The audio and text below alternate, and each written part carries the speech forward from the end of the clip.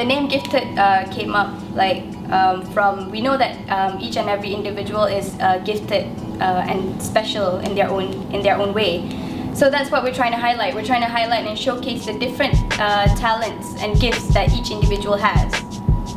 Yeah, so one of the shirts that put us on the map is our logo tee, which had I'm gifted printed really big at the back. It's bold. We want people to make a statement. We want people to be proud of their gift or their talent. So what we do is we target a lot of performers and artists. Like her brother is an up and coming rapper as well, a group. So they're one of the main endorsers of our brand, and they've been supporting us since day one. So people see them, they've got a strong following, and we want people see them, they know oh, they're gifted. So that's what we want.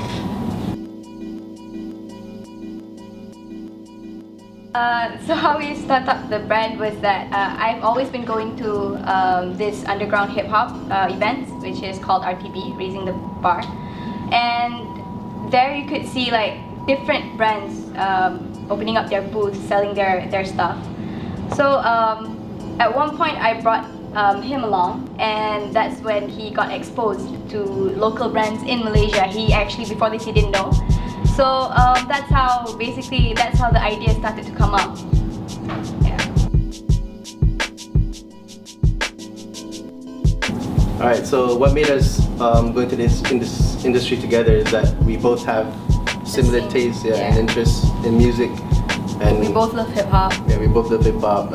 She's in a local dance crew, hip hop dance crew, which selectors, which performs now and then at Raising the Bar, and every other event. So basically, we just sat down, decided, let's do this together, give each other input on how to, get this brand going, and that's pretty much how we decided to, go up through this together. So, coming into this industry, actually any industry, when you start up a business, you're gonna have ups and downs, and the number one down is going to be financial issues. It's either you're not going to have enough money to start up your business that you want to start up, or sales are bad and you have to make it up in some way. So that's one of the downs that we went through, financial problems that is, but with the support of family and friends, kept us going. And the passion also has to be there. It can't be just about making money. You have to have the passion and commitment. If you have the passion, you don't have the commitment, it's kind of difficult to do too. So that's what we both have. Passion, basically passion kept us going. Even though our schedule might be crazy, but we still have put time to commit. We make time. Yeah.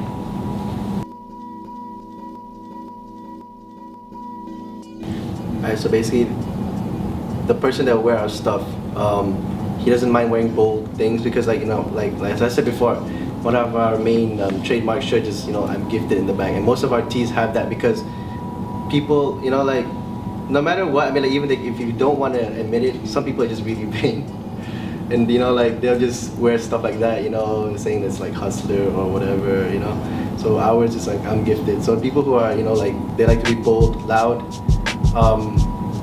we did that with the songket thing. That was a real gamble for us because how do you bring something so traditional to the street? So basically we just trial and error, right? We just try it out, and turns out quite a lot of people like it. It is loud, I admit, but people who just really don't mind, they like to be out there, they like to be they like to stand out, stand out, Alright, so where do we get our inspiration from?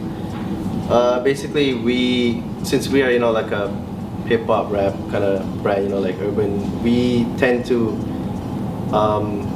look for inspiration in music videos, because basically whenever a new song comes out, that's the latest things they're wearing, So we want to do something similar to what they're wearing. Yeah, we don't want to be too much of trend followers. We'd rather be trendsetters instead. Yeah. So like I mentioned before, that's what we did with the whole songket thing. We did that, and turns out other brands start following suit. So yeah, one of our main sources of inspiration is music videos, rap videos. Yeah.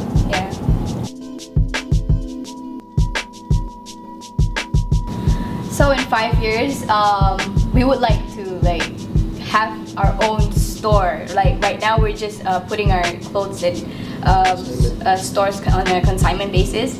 So in 5 years, I would like to see that our brand has established to the point that we have our own boutique and store and we sell our own stuff only.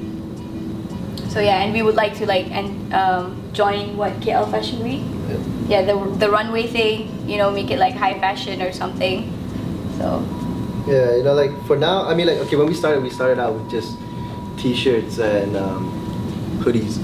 yeah, So t-shirt now and we're hoodies. trying to, you know, venture into other product lines. So we hope to have like an entire collection. You know, who knows? Maybe one day we'll do shoes. You know, it's all a matter of whether we have, you know, whether it's feasible or not. We got to see the market. It basically depends on the market because these kind of things you got to do, you know, in large quantities.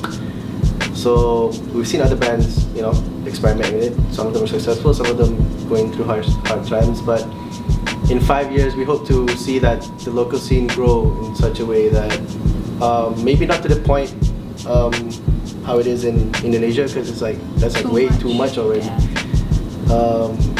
But I'd like to say that it will grow in a positive way, and hopefully, you know, Yeah. we'll be able to have our own, you know, flagship or whatever. You know, that's you know, you gotta have an end game. It can't be based on, you know, online and stuff. Like that. Yeah.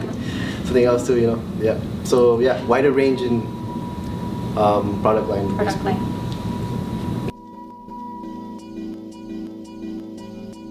So who would we like to collaborate with if we ever had the chance to?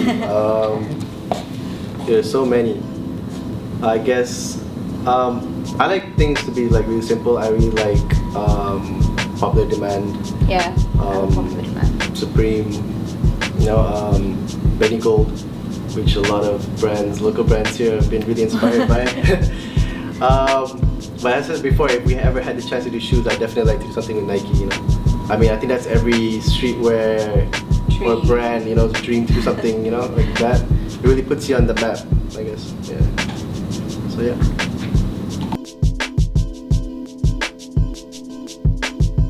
Alright, so if we were to pick 3 words to describe Gifted, it would be bold, fresh, and exclusive.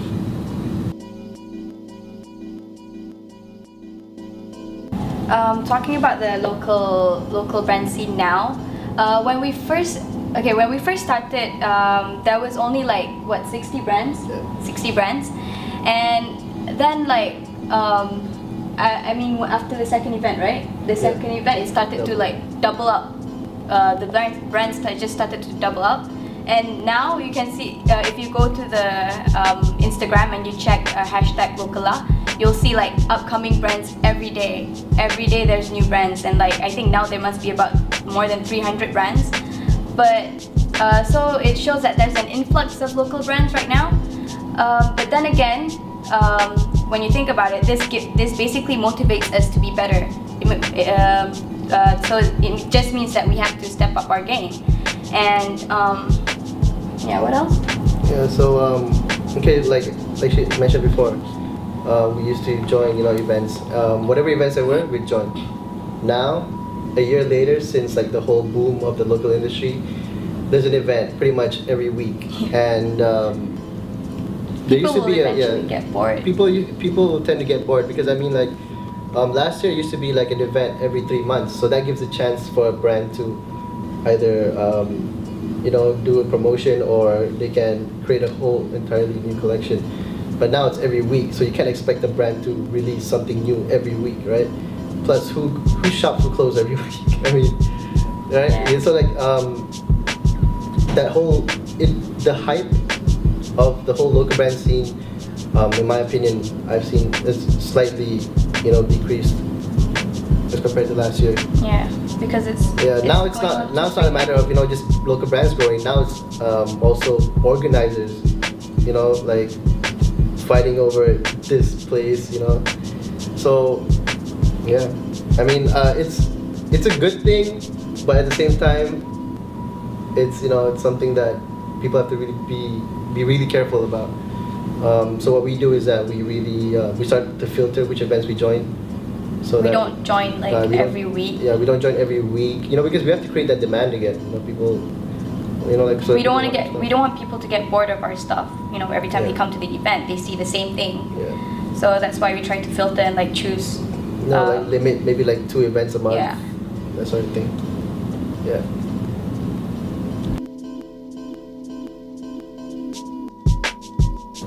Alright, so why did we choose Classtreet?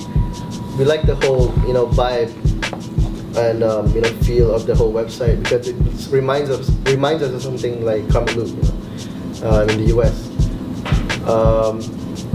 Basically, as a brand, the only way to get your stuff out is to have distribution, and we see Classtreet as a good platform to distribute our products, especially now that we know we're moving into more items.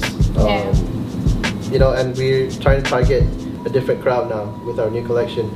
So We don't want to be just in like, we don't want to sell our stuff just in Malaysia. We want to go Yeah. out there. We want to be out there. So that's why we see, that's how we see Classtreet as our platform to start. yeah, you know, like we have nothing against Lokalah, but why not Globalah, right? Yeah.